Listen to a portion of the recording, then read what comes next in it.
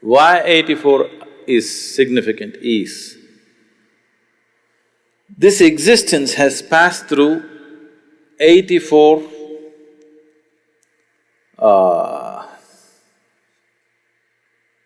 happenings. 84 times it has happened. This is the 84th time. Today modern science proves that the whole existence is just vibration. It's not my invention, it is a scientific fact. Where there's a vibration, there has to be a sound. Yes? Is it okay?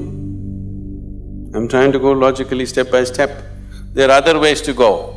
Just with this I can make you know it in a different way. But we want to go step by step.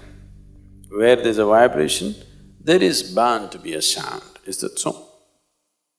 So, you're not just a vibration, you are a sound, a noise, rather. Those who are making the sounds and those who are not, all of you are just one piece of sound. This is what modern science is telling you. And somewhere way back, somebody told you, first there was a word, and the word is God. You know, they told you a long time ago. A sound is a word, isn't it? A word is a sound, rather. Right now if I say yes, because you know English language, you are attaching a certain meaning to it. If you did not know English language, as far as you are concerned, I'm just making a sound, isn't it? Because you don't know their languages, you are thinking they're making some crazy noises? No, they're saying something.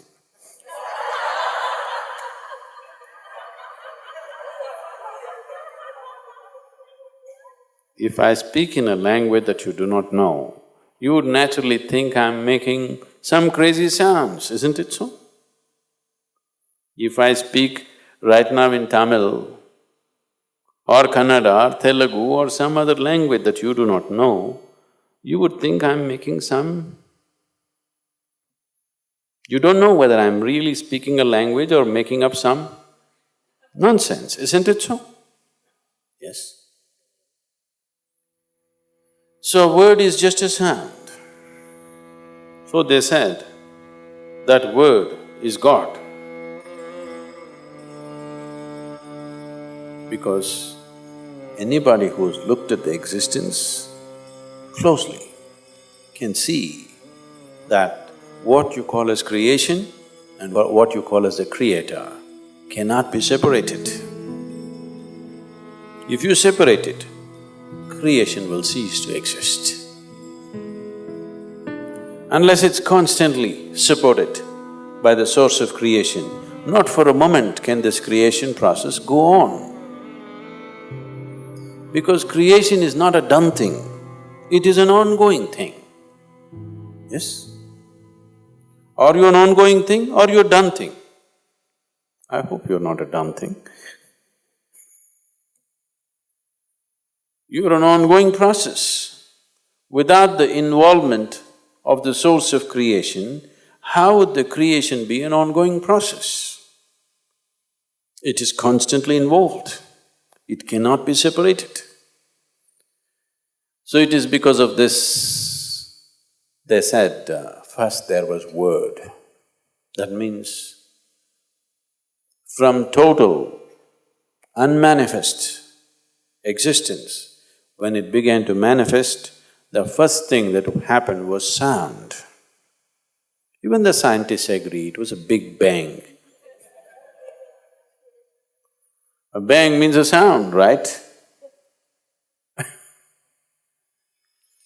In India, it's very beautifully expressed.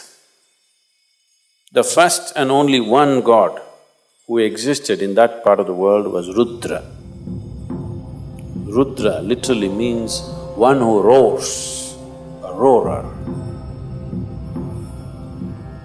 So why they called him Rudra is, that is the beginning of creation, because it's a roar. The scientists call it a bang. Now, the scientists are withdrawing that bang theory, that one big bang theory, and they're saying there were a series of bangs. So one very popular physicist right now, who's written very popular books, recently he wrote a book, I didn't read this, I met him he wrote a book called Endless Universe. Yes, Endless Universe. Always science has believed that everything has a beginning and an end. Now physicists are talking about an endless universe.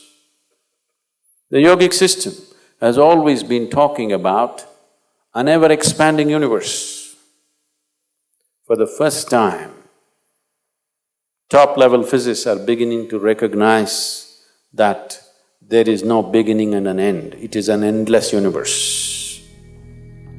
It is a popular theory going on right now among the scientific community that universe may be endless. So when I was in conversation with him, I asked him, is it possible that it was not a bang, but it was a roar, a continuous roar? He thought about it, he looked at many things and then he said, it's possible. Maybe it was not just a bang, it was a roar. It didn't happen in one instant, it roared for a certain length of time and slowly creation began to happen. So the first form, the first god was known as the roarer. Rudra means the roarer. So I asked, how many times do you think he could have roared? He said, we cannot say. We cannot say because we have no way of knowing how many times, but obviously he's roared more than one time. Then I said, someday if your research takes you there, keep this as a guide point. He has roared 84 times. He asked, how do you know? On what basis are you saying? I said, by looking into my system, I'm saying, creation has roared 84 times. And it will roar further, many more times. A maximum of 112 times it will roar. When it roars the last time, then there will be no beginning and end, it'll be a perpetual creation. That's too far, but I told him, you hold this 84 as some kind of a guidepost and you have machines and mathematics. I didn't learn 1 plus 1 how much. You learned all those things, you work on this someday. Someday if you arrive at a number, you will arrive at this number, it will be 84. How is this possible, he asked. I said, see, if you cut a tree today, people look into the rings of the tree and talk about, in the last 1,000 years, when a drought happened, when excessive rain happened, when a fire happened, everything, right? If you cut into this system with your awareness, the very history of this creation is written into this one. 84 times the creation has roared. We are in this 84th roar. What has happened as a result of that 84th roar is where we are. Out of the 84 creations that have happened, 83 have happened, this one is happening. Out of these, as creation is happening, ongoing, the dissolution also is ongoing. So the dissolution process started for some creation and they started dissolving and dissolving and dissolving. Out of this, only 20 are still in the process of dissolving, in different levels of dissolving. The others are completely obliterated, except you can look at them in your awareness, looking at this creation because in some way it contains the a residue or the experience of all that. Just as you carry your experience of life into everything that you do, the process of creation also has been carrying the experience of every creation into the next one and the next one, though they're completely different. Though they may be completely different. Say, you went to school and played soccer,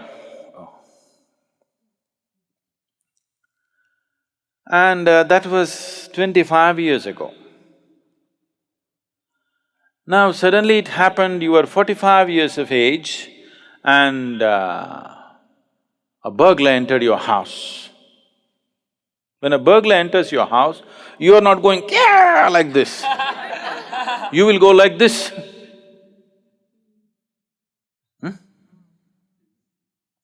Because your soccer game, suddenly something that you have completely forgotten, somewhere it is there in your system, it pops up. You kick the burglar like a soccer ball, not like a karate kick or a kalaripaitu kick or something else. So the experience, you might have played soccer just for a month, maybe 3 months, but that experience, somewhere the residue of that experience is still ingrained in you and it finds expression somewhere else in a completely unrelated space. This is the way you're growing all the time. This is what we're calling as karma. So this is the individual karma, what we're talking about. But there is a universal karma, there is a karma of the creation itself. Because creation itself is a karma, isn't it? The act of creation, is it not an act? Act means karma, it is a karma. The residue of that karma is always moving into the next phase of creation and the next level of creation. Like this, totally 84 creations have happened or 83 have happened, 84th is on. In that, the older ones have managed to completely dissolve, they only exist in terms of experiential imprint in the next one, but they don't have a living status. But the 20 behind this are still having different levels of living status. Some are become very, very wispy, some are little stronger, some are little stronger, some are almost real, like this. They're almost like this, but they're in the process of dissolution. Their active process of creation is not happening, that's all dissolution means.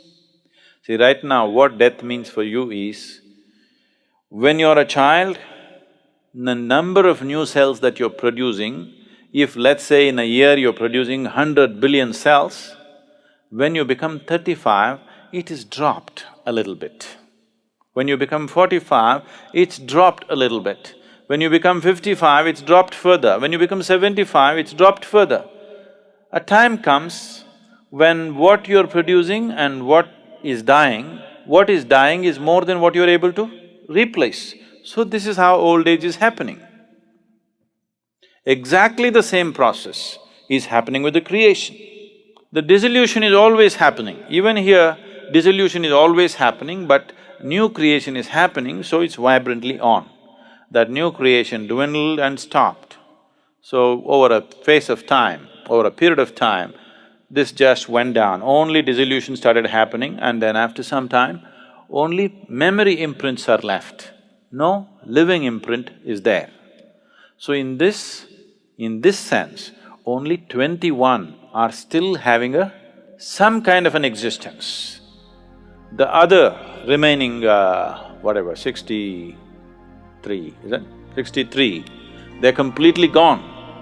You cannot see them anywhere, it doesn't matter how you see, but you can see them as memory imprints within your own system, because that imprint and that experience is still here.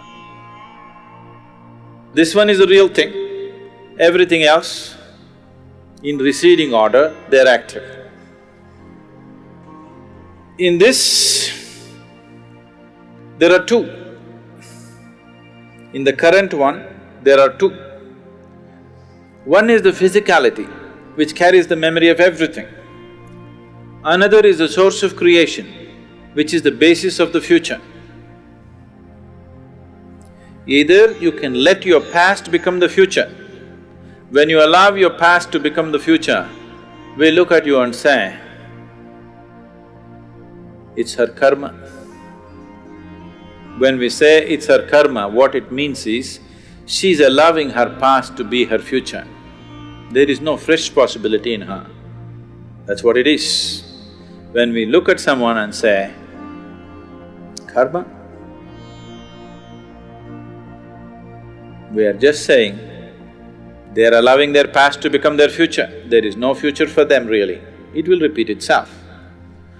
So when you say, I'm working on a spiritual path, what you're trying to say is, on one level, the statement that you're making is that you do not want your past to repeat as future. You do not want your life to be cyclical. You want your life to go forward. You don't want to be part of the cycle. The last chant that you were singing just now is Punarapi Jananam Punarapi Maranam, means this cycle, I want to break it somehow. Because once you get into a cycle, once you get into a circular moment, you are not going to go anywhere. If you say somebody is going in circles, what does the expression mean to you? It simply means he's not getting anywhere, isn't it? So when we say, it's his karma, that's what we're saying. He's not going to get anywhere because on the circle, he thinks it's a new journey because he has very short memory. Everybody is in a state of dementia. What is before his mother's womb or what is in his mother's womb also he does not remember. They are in a state of dementia, so the circle looks new. Every time they go through it, it looks new. They are like animals in a loop, in a circus they put animals on the loop. This is just like that. In India, particularly in the yogic culture, probably it's there in somewhere in the… maybe it's in the Yoga Sutras itself, this example. They are compared to the bullocks at the oil mill. What they do to the bullocks in the oil mill is, they blind them, that means they blindfold them. They tie something over their eyes or they tie everything like this and just leave this. And it's on an oil mill. As far as the bullock is concerned, it thinks it's going somewhere. It's like you go on a treadmill, it feels like you're going somewhere, but you're not going anywhere. That is karma. So, this dimension that you're looking at right now is in two levels. One has happened, another is happening. So the 83 of them have happened. If you want to talk in numbers, the 83rd one is happened but still happening. In a residual way, it is still happening. Your birth has happened. Is it happened? Your birth happened, but still happening, isn't it? Your death also has happened, but still happening. You know what I'm saying? Your death is a foregone conclusion, isn't it? It's already happened. The moment you were born, your death happened. First step towards your death happened, but still happening. You're waiting for it to be complete, or you're wanting it to be delayed. But it is happening, isn't it? And it's already happened. So, there's another dimension within you for which the birth has not happened, nor will the death happen to it. Only if you touch that dimension, you have something called as a future. Otherwise, you have just karma. Karma means you're repeating your past as future. You may be changing the color, you may be changing the style of how you do it, but still the same stuff, nothing different. Same stuff, what the caveman was doing, you're still doing the same stuff. Style and capability might have changed, but it's the same stuff, isn't it so? This is like anchor. This is an anchor. You've thrown an anchor and you're trying to move your boat. At the most, it can only go in circles, isn't it? So we are trying to pull in the anchor or cut the rope which holds us to the anchor so that next time we power, it will go away. So the whole spiritual sadhana is based on this, that you want to become free. Free does not mean you have to forget, but you have to become free from the memory which rules you. And the memory is not just in your mind, every cell in your body carries memory. This much is very clear to us through genetic science and other things. You are carrying the memory of your forefathers and you're still behaving like them. You're still having a nose like them. Look at this. Unless you had a nose job done recently. Yes? There are many symbols or there are many aspects in the body which clearly say that the memory of these 84 creations are still there in your body. It is there in every atom in the existence. So what you're trying to cleanse is, you want to cleanse it from the memory because this memory binds you. This memory gives you a sense of belonging. At the same time, this memory binds you, it doesn't let you go.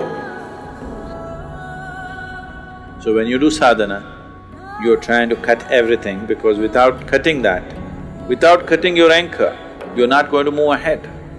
So why this memory is holding me back? It is that memory which has given integrity and stability to your body and the structure of who you are right now. Without that, without this memory, this body couldn't be created. Without the memory of a single-celled animal being within you, without all that information being carried through the evolutionary process and you sitting here, without that memory, this body cannot be structured and held together. So memory is not your enemy, it is just that you don't know how to hold it. You are into it, that's a problem. You are into it, now you want to get out of it, you want to make use of the memory, but you don't want to be used by your memory. That is spiritual sadhana.